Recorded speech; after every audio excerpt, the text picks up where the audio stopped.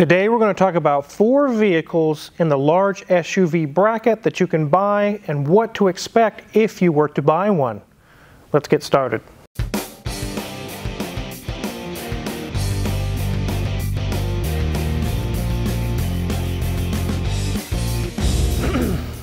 So many of you have watched our Buy This Not That videos, and we're going to actually take it to the next level, and what we're going to do is pick 4 vehicles in the large SUV category that maybe you're kind of on the fence. Should I buy this one or should I not buy that one?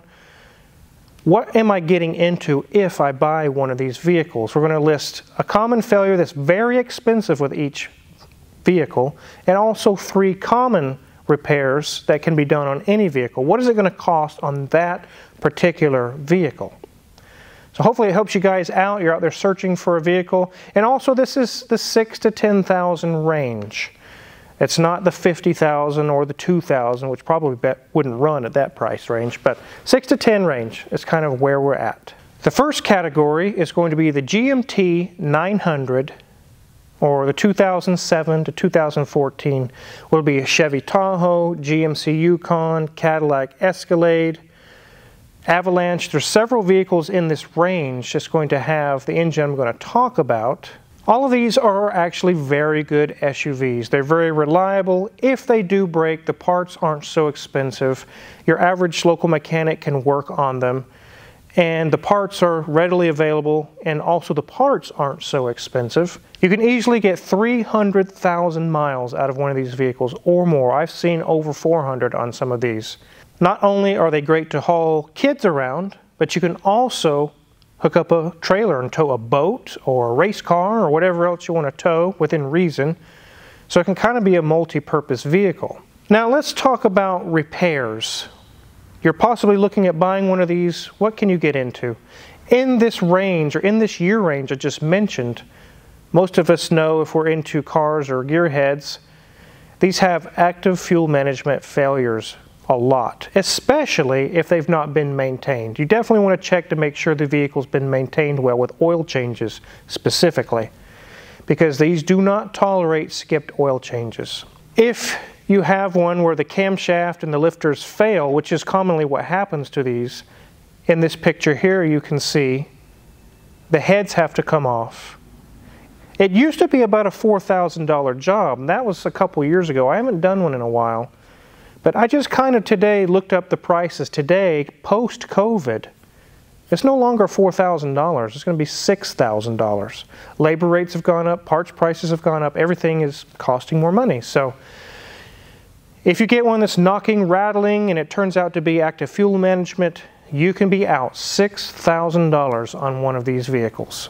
And it almost wouldn't be worth fixing, because in the $6,000 to $10,000 range, it would cost as much again to fix it. Make sure, if you're looking at one, that these issues have either already been addressed or that it's been properly maintained. Now we have 3 common repairs that are just really could be on any vehicle in the world. But you kind of ask, well, what if my water pump goes out? What's that going to cost on this specific vehicle? It's about a 2-hour job, and you got antifreeze, the cost of the pump, probably a serpentine belt. We probably wouldn't put your old belt on. With all the labor and everything combined, you're going to be looking at $500 to $600 if the water pump goes out on one of these. It's very reasonable, actually. It's not too bad. Now we move on to a fuel pump.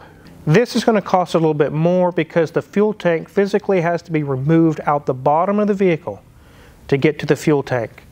And the fuel pump itself it's not cheap, but it's not expensive like a crazy Maserati or something expensive. $900 can get you a new fuel pump, which it's really pretty reasonable in today's world. And the last one is a starter, which of the price I'm going to give you, almost half of it is the cost of the starter. $450 to $500 will get you a new starter installed. That's labor, parts, everything, fees, taxes, everything included. So if you're looking at one of these vehicles, that's one of the main failure points, that if it fails, what you can expect to pay, and 3 common items, if they fail on this vehicle, what you could expect to pay. Now let's move on to the next one. 2004 to 2011 Ford Expedition, specifically with the 3-valve Ford Triton. the 5.4 liter. We all know those are pretty bad. Those are junk. I've personally replaced 17 engines at $7,500 a pop since I've been a mechanic. The shop that I worked at years ago, we probably replaced 30 or 40 engines over the time I was there. It's a very common problem. But if you get one that's been maintained with proper oil changes, they're actually a fairly reliable vehicle. The parts are also reasonable. They're not too expensive. They're very readily available. These are very nice vehicles. They're very comfortable. And also, being in the Expedition line, I'm also talking about the Lincoln Navigator as well, which would be the same chassis, same engine and everything. They're very, like I mentioned, they're very comfortable. They're very nice vehicles. They ride very well. If you get a nice one that's been maintained, kind of like this local one we found a picture of here, there's one for sale. It's a limited edition. That's kind of what you can expect to pay for one. Now let's talk about some of the repairs on one of these. Like I just mentioned, the common issue is the engine failing, the timing chain cam phaser issue that these have. If they fail, we do a full engine replacement here, because usually they fail because they were poorly maintained. And when they've been poorly maintained, the engine's all gunked up. You could put new phasers, new timing chain on, it will still make clacking noises and still fail. So, you're looking at $7,500 if you buy one and it starts clacking and making those noises. Now let's move on to the 3 common items we just talked about on the other vehicle. Now let's talk about this one. A water pump. It's similar, but a little cheaper. Only $450, not $500 to $600. A fuel pump is also a little cheaper. It's a little less labor, and the pump, for whatever reason, was a little cheaper, $750. And a starter for this vehicle is also a little cheaper, $375. So buying the Ford or the Lincoln can actually save you a little bit of money. The repairs are not as expensive as the Chevy, but again, it's not large amounts cheaper. It's just a little cheaper.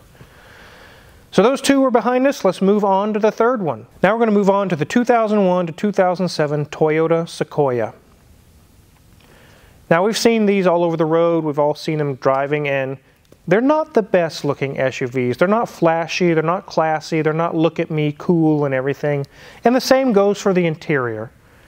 The interior is kind of bland, kind of boring. You sit in it and it's comfortable. It rides good, but it's not like, wow, this is such a nice car. It's not like you're in some fancy car. It's just basic. But you know, I had to do a Toyota because they are very, very reliable. No car manufacturer on planet Earth is perfect. Every manufacturer has failure points, and they have years or models of cars that weren't so good. Toyota just happens to have the smallest amount of those errors. These have decent fuel economy compared to the others where they're getting 14, 15 on the highway. You might get 18, 19 with Sequoia. And also, something to keep in mind is with the Toyota, the parts and the labor and the repairs are going to be more expensive than the Chevy or the Ford we just mentioned. Now let's move on to the repair costs on this vehicle. The early Sequoias had lots of transmission failures.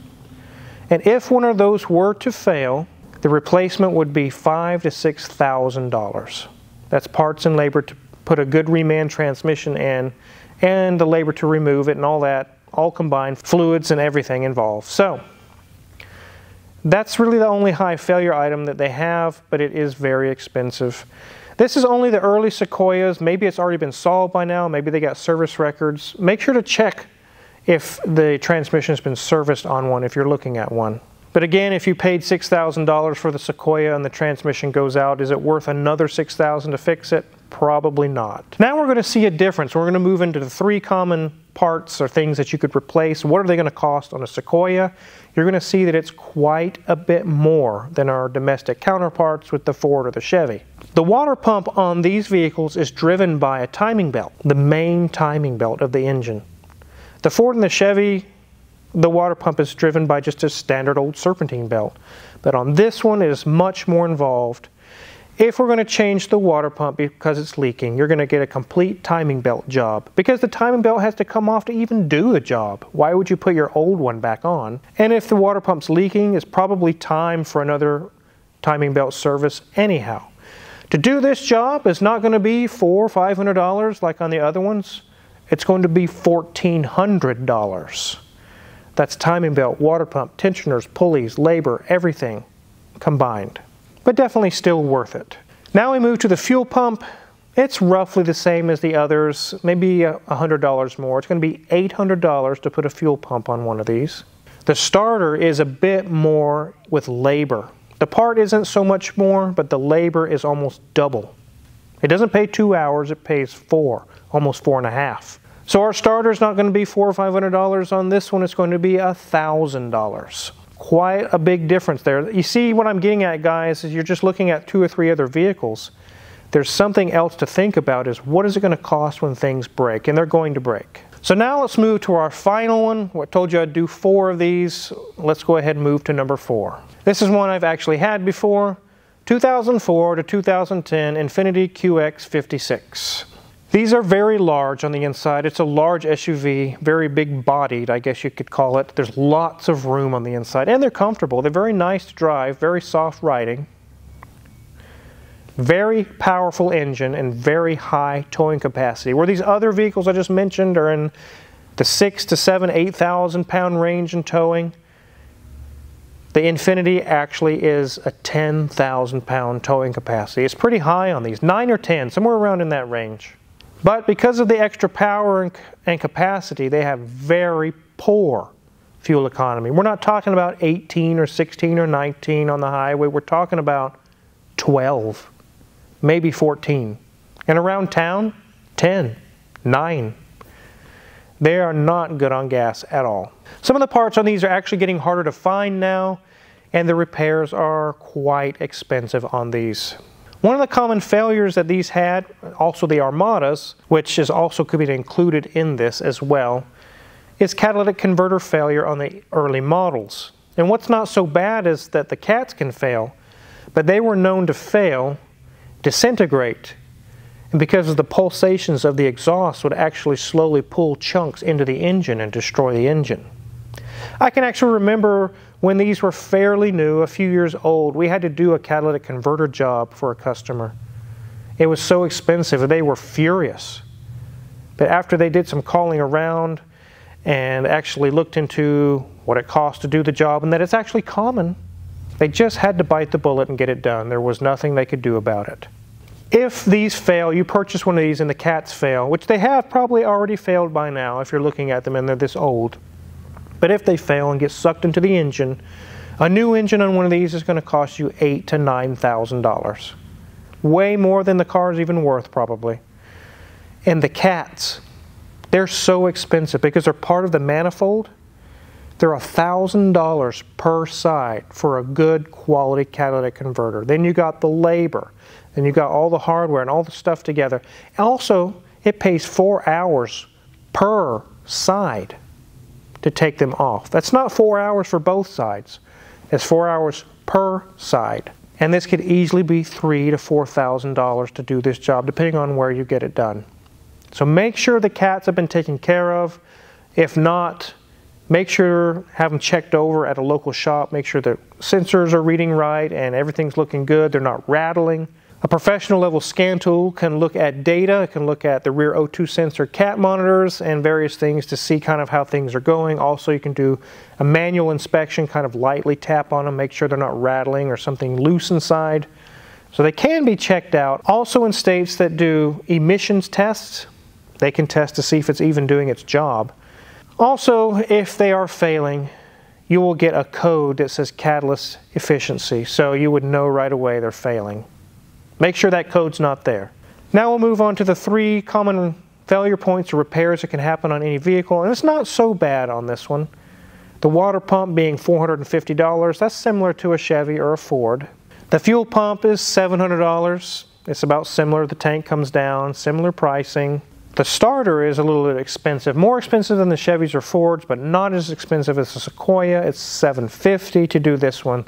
The starter's a little bit more expensive, and there's a little bit more labor, but not as much as the Sequoia. So hopefully that helps you guys out. There's 4 vehicles that there are a lot of them on the road. And if you're in the 6,000 to 10,000 range, you're looking for a large SUV, very likely you probably have looked at one of the ones that I just listed because there's literally millions of them on the road.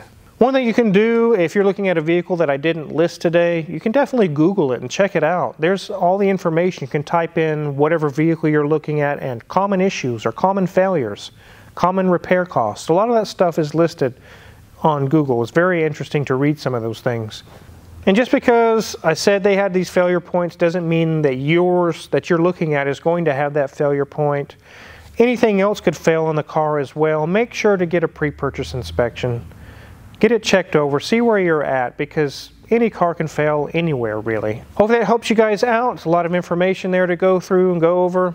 There's a whole lot of links in the description below listing all kinds of interesting things and some of the tools you use in the shop. Go ahead and check that out. Make sure to hit the subscribe button here because we have lots of videos coming for you guys down the pike. Thanks for watching.